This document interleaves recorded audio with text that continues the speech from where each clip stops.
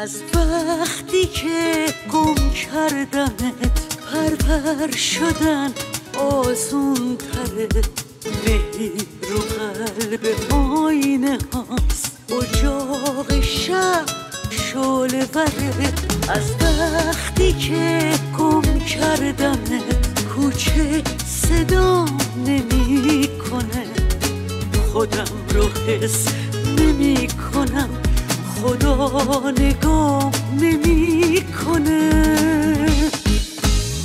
سرابی هم شکل چشات رو خاک جاده میباره، شبیه یه کولی شدم که سرزمینی نداره.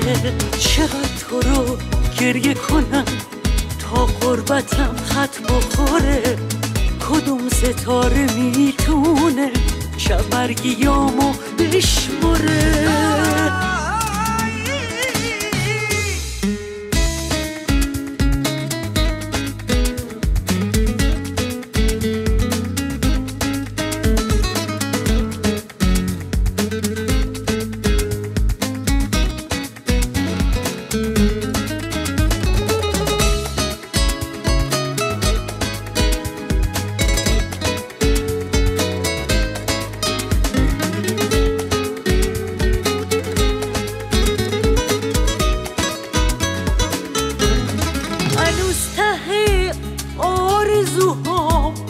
یه بغضی آزارم میده، من طرحی از یه برکه ام که رنگ ماهو ندیده.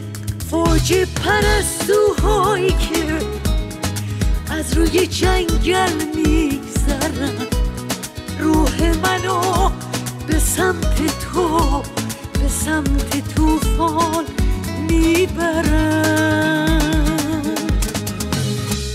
از وقتی که گم کردمت انگار خودم هم گم شدم، تو گذر از پاییز تو پرپر شدم توی خودم.